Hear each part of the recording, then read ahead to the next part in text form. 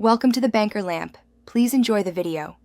You start by verifying your database and credentials so Looker Studio can query it.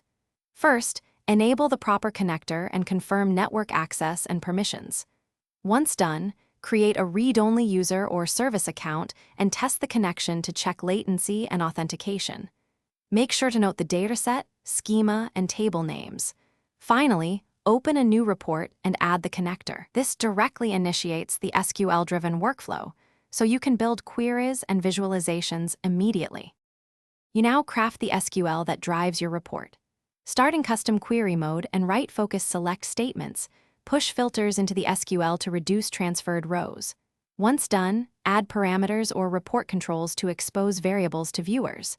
Make sure to use explicit column lists, index join keys, and aggregate at the source where possible. As you refine, preview results, and iterate on performance, limit rows for testing, then expand once you confirm correctness and speed. You finish by publishing the report and configuring freshness so viewers see timely data. Once live, set cache duration to balance cost and latency and schedule automatic refreshes if needed. Make sure to monitor query cost and runtime in your database and add caching or derived tables for brittle queries.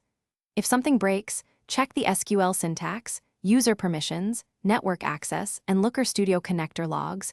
Often the issue is an allow list, expired credentials, or a failing join clause that returns null. Thanks for watching. If this was helpful, leave a like and consider subscribing. See you next time.